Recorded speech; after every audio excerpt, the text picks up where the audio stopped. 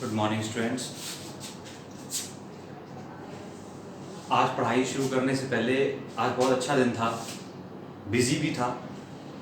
आज 12th का अपना रिजल्ट आया सीबीएसई का। काफ़ी अच्छा रिजल्ट रहा। कुछ बच्चों ने बहुत अच्छे मार्क्स स्कोर किए। सबसे पहले तो कॉन्ग्रेचुलेशंस उन सभी बच्चों के लिए जिन्होंने बहुत अच्छा स्कोर किया, स्पेशली वैभव चौहान जिन्होंने 97 ऑलमोस्ट 97% स्कोर किए हैं। फिजिक्स में 95 मार्क्स स्कोर किए। ऐसे बहुत से स्टूडेंट्स हैं जिन्होंने फिजिक्स में 95 मार्क्स स्कोर किए हैं और ये मुश्किल नहीं होता है। मैं आपको बता रहा हूँ कि फिजिक्स में 95 का मतलब हो गया थ्योरी में 65 मार्क्स। बहुत मुश्किल नहीं है, आसान होता है, बस आपको कंटिन्यूस हार्ड वर्क करना होता है। ऐसे बहुत से स्टूडेंट्स हैं, लिस्ट बहुत बड़ी है। अगर मैं बोलना चाहूँ तो जिनके 95 मार्क्स हैं एटलीस्ट फिजिक्स में, बहुत हैं। तो मैं बस आपको इन बातों से यही कहना चाह रहा था, ये मोटिवेट करना चाह रहा हूँ थोड़ा सा कि आप भी 95 मार्क्स ला सकते हैं। और 95 ही क्यों, आप उससे ज़्यादा भी ला सकते हैं। और इस बार तो वैसे भी कोई बड़ी बात नहीं है। 95 मार्क्स हम लोग ले आते हैं बच्चे अक्सर, हर बार। लास्ट ईयर 97 मार्क्स आए थे बच्चे के, जो टॉप किया था जिसने फिजिक्स में, फिजिक्स की बात कर रहा हूँ, तो ला सकते हैं हम लोग। खैर, कॉन्ग्रेचुलेशन सभी को, और आपको आपके फ्यूचर के लिए बहुत सारी एडवांस में बधाइयाँ। चलिए, आज हम लोग पढ़ने जा रहे हैं vector form of Ohm's law. Ohms law की वेक्टर फॉर्म के बारे में बात करें, कल तक हमने एक ओम्स लॉ पढ़ा था, V = IR। V = IR कल हमने पढ़ लिया था। यहां पर देखिए, ये स्केलर क्वांटिटीज है, पोटेंशियल भी स्केलर था, I भी स्केलर क्वांटिटी थी। V क्या था? Potential difference. अब हम इसकी एक वेक्टर फॉर्म पढ़ेंगे। तो वेक्टर फॉर्म अभी देख लेते हैं एक बार, क्या है, कैसे है। आपको मैं बता दूं वैसे एक बार, जैसे कि लिख लेता हूं, we have V = I × R। Potential की बात करें तो पोटेंशियल क्या है? एक स्केलर क्वांटिटी है, और इसी से मिलती जुलती एक क्वांटिटी है इलेक्ट्रिक फील्ड। इलेक्ट्रिक फील्ड कैसी क्वांटिटी है? वो वेक्टर क्वांटिटी है। पोटेंशियल डिफरेंस लगाते हैं तो इलेक्ट्रिक फील्ड क्रिएट होता है। तो इसी फॉर्म में अगर मैं वेक्टर फॉर्म की बात करूं तो पोटेंशियल को मैं चेंज कर सकता हूं in a vector which is electric field. कहानी वही है, सिंपल वाली अपनी। एक कंडक्टर है, इसकी लेंथ L है, इसके एंड्स के अक्रॉस पोटेंशियल लगाया अपन ने V, एक फील्ड क्रिएट हुआ, कितना? E, और बाकी ड्रिफ्ट वेलोसिटी कितनी है? कितनी है? Vd है, और n इसमें free electrons per unit volume थे। वो सब कहानियां वही हैं। तो हमने क्या बोला, हम लिख सकते हैं V को फील्ड इनटू सेपरेशन। कल ही बताया था, अगर इसके एंड्स के अक्रॉस पोटेंशियल V है तो इसका फील्ड पोटेंशियल हो कितना जाएगा? Field into separation, E × L = I × resistance की वैल्यू कल हमने सीखी थी। क्या सीखी थी? ML/N E² τ A। याद है? याद कर लो बच्चे, ये बार बार यूज पढ़ रहा है अपन को, तो करना तो है ही आपको। चलिए, ये बन गया हमारे पास। आपको जैसे ही हमने लिखा है तो कुछ कैंसिल होता नजर आ रहा है, देखना L से L कैंसिल हो रहा है। और एक बात सुनना, यहां पर मैं बोलूंगा आपसे, I एक करंट थी, I का मतलब करंट थी। करंट एक कैसी क्वांटिटी थी? स्केलर क्वांटिटी थी। अब जरा ध्यान से सुनना, I है, ये एरिया है, तो I/A मिलके क्या करंट डेंसिटी बन रहा है। Current density is a vector quantity. याद आया? तो अगर मुझे वेक्टर फॉर्म में बनाना है तो मैंने पोटेंशियल को तो वेक्टर फॉर्म में बना लिया, करंट को वेक्टर फॉर्म में बनाने का मतलब क्या हुआ? करंट अपॉन एरिया यानी current density which is a vector. तो क्या बन गया? E = A को I के साथ लिख दे रहा हूं, I/A, क्या बचा? M/N E² τ। आप में से कितने लोग इस टर्म को पहचान पाए हैं? कल हमने लिखा था M/N E² τ। चलिए overall E is equals to this is current density J and this term is rho, जिसको हम क्या बोलते थे, रेजिस्टिविटी। तो देखना फील्ड भी एक वेक्टर है, करंट डेंसिटी भी एक वेक्टर है, और ये एक रेजिस्टिविटी है रो, जिसको स्पेसिफिक रेजिस्टेंस भी बोला जाता है। This is vector form, this is vector form, let it be equation number first. इसी को जरा ध्यान से देखना, हम रो को क्या कंडक्टिविटी के टर्म्स में लिख सकते हैं। कंडक्टिविटी क्या थी, रेसिप्रोकल ऑफ रेजिस्टिविटी, यानी कि हम लिख सकते हैं E is equals to J, rho का मतलब 1 अपॉन कंडक्टिविटी। अरे यही तो पढ़ा था हमने, sigma is equals to 1 upon rho, तो rho is equals to 1 upon sigma, ये कोई बड़ी बात नहीं है। तो क्या लिख दिया, अब देखना ये सिग्मा इधर आ गया तो क्या बन गया, J equals to sigma into E, another vector form. E is a vector, J is a vector, तो दो वेक्टर फॉर्म हमारे सामने आ गई हैं। चाहे इसको लिखो E equals to J rho, rho J लिख सकते हो, चाहे J रो, या फिर J equals to sigma into E, ये दोनों क्या हैं, ओम्स लॉ की वेक्टर फॉर्म है। बहुत यूजफुल है हमारे लिए, पेपर में सीधा सीधा पूछ दिया जाता है, deduce the expression for the vector form of Ohm's law, या फिर एक नंबर पूछ देंगे what is vector form of Ohm's law, या write the vector form of Ohm's law, कुछ भी आ सकता है, कहीं से भी आ सकता है। ये होगी छोटी सी बात, आपने राइट डाउन कर लिया आई थिंक। अब आपको दिख रहा होगा जैसे ही हम ये फॉर्म में पहुंचते हैं, तो जरा देखना, रो और सिग्मा क्या थे, ये थी रेजिस्टिविटी, ये थी कंडक्टिविटी, जो किसी मटेरियल के लिए कांस्टेंट थे एट ए गिवन टेम्परेचर। गिवन टेम्परेचर पर कैसे थे, कांस्टेंट थे। तो हम इसका फिर से एक ग्राफ बना सकते हैं।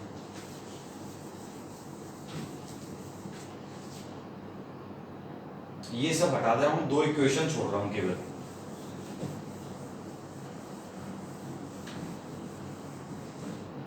क्या इक्वेशन है, यहां लिख देते हैं E equals to J rho और J equals to sigma E।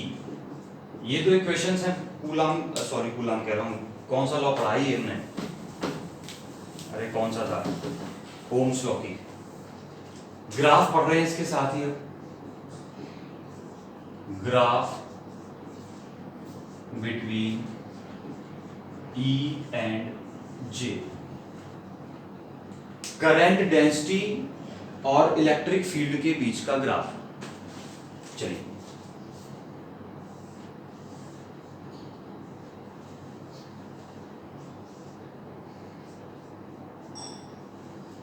एक एक्सिस पे मैंने J ले लिया, एक एक्सिस पे E ले लिया।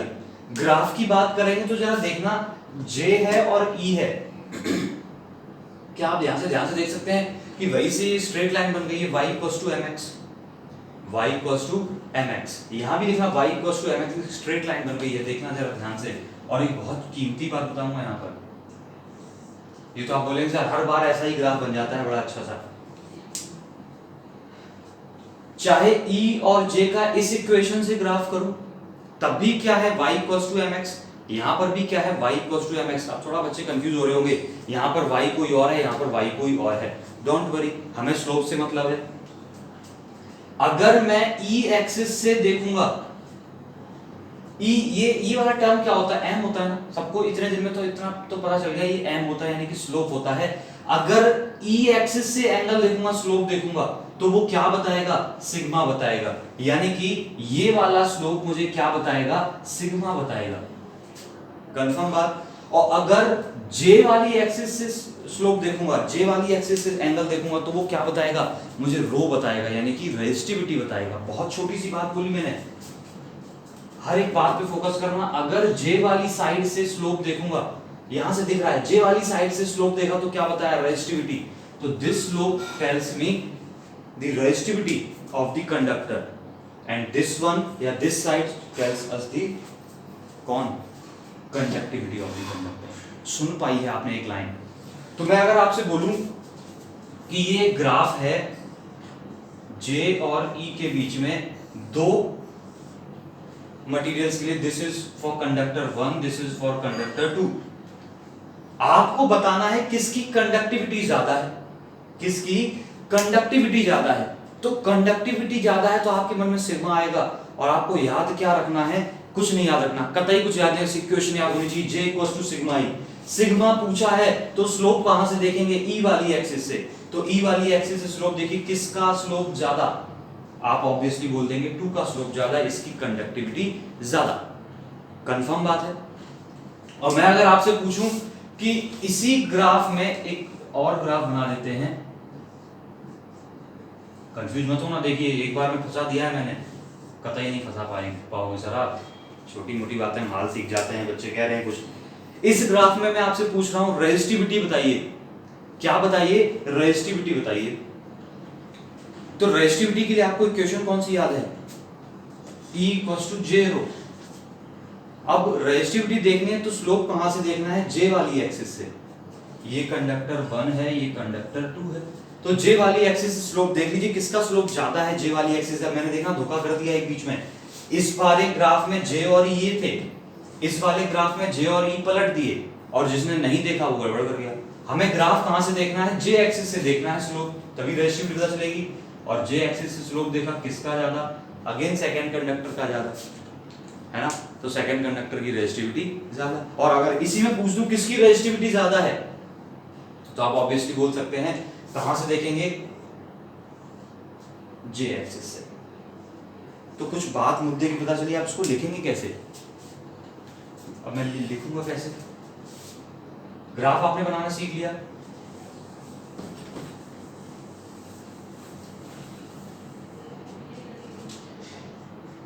तो क्या लिख, मैं नहीं लिख रहा हूं आप लिख लेना, क्या लिख लेंगे, slope from the field axis, slope from the field axis gives the conductivity, gives the conductivity, and slope from the current density या J axis gives the resistivity. सुन पाया, पहली पंचलाइन बन गई। दूसरी punchline, more slope more will B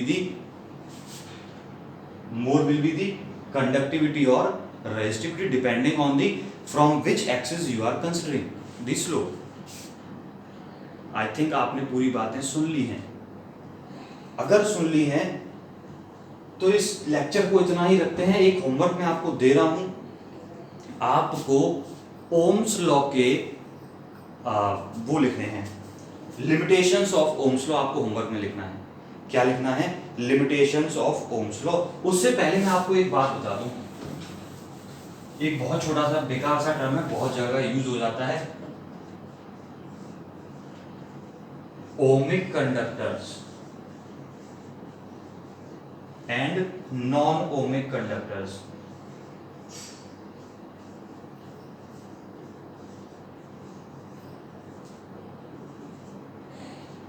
ohmic conductors और non ohmic conductors, नाम से पता चल रहा होगा, वो कंडक्टर्स जो ओम्स लॉ फॉलो करते हैं, वो कंडक्टर्स जो ओम्स लॉ फॉलो नहीं करते हैं। एक एक लाइन की बात थी। अब ओम्स लॉ फॉलो करते हैं, इसका मतलब उनका V और I ग्राफ कैसा होना चाहिए, स्ट्रेट होना चाहिए, क्योंकि ओम्स लॉ क्या कहता है कि V upon I is equal to R which is a constant, which is a constant. और जो कंडक्टर्स ओम्स लॉ फॉलो नहीं करते उनका V और I ग्राफ एक स्ट्रेट लाइन ना होकर नॉन लीनियर टाइप का होता है। बेसिकली बात मुद्दे की ये है कि मोस्टली कंडक्टर्स ऐसे होते हैं जो एक सर्टेन लिमिट तक, जो एक सर्टेन अप्लाइड पोटेंशियल तक ओम्स लॉ फॉलो करते हैं और उसके बाद ओम्स लॉ फॉलो नहीं करते। फॉर एग्जांपल ये V है, ये I है, एक सर्टेन पोटेंशियल तक तो वो फॉलो करते हैं ओम्स लॉ को, यानी लीनियर ग्राफ रहता है, और उसके बाद वो ओम्स लॉ को फॉलो करना बंद कर देते हैं और नॉन लीनियर ग्राफ बनने लगता है। और जब नॉन लीनियर ग्राफ हो गया तो वो कंडक्टर कैसा या क्या फॉलो नहीं कर रहा है, ओम्स लॉ। तो अब इस कंडक्टर को आप ओमिक बोलेंगे या नॉन ओमिक बोलेंगे, इसको हम एक सर्टेन वोल्टेज तक ओमिक बोलेंगे, उसके बाद नॉन ओमिक बोलेंगे। बात समझ गए हैं? तो सीधी सी बात है, ओमिक कंडक्टर का मतलब जिनके लिए V और I का ग्राफ कैसा है, लीनियर है, जिनके लिए नॉन लीनियर है वो नॉन ओमिक कंडक्टर्स हैं। क्लियर है? अब यही बात आप लिमिटेशंस ऑफ ओम्स लॉ में देखिएगा, आप सबके पास बुक्स हैं, उनमें देखिएगा और नोट करिएगा अपनी प्रॉपर फिजिक्स की नोटबुक पर, और बताइएगा कि आपने समझा है या नहीं समझा है। कल हम इसमें एक जरूरी टॉपिक पढ़ेंगे, आज उसको अभी जोड़ेंगे इसमें तो लंबा हो जाएगा। वो टॉपिक है temperature dependence of resistivity and resistance. बहुत प्यारा टॉपिक है, इससे क्वेश्चन आता ही आता है 2 नंबर में। 2 नंबर बहुत कीमती हैं, तभी 95 पे पहुंचेंगे आप। तो आज के लिए इतना ही। All the best.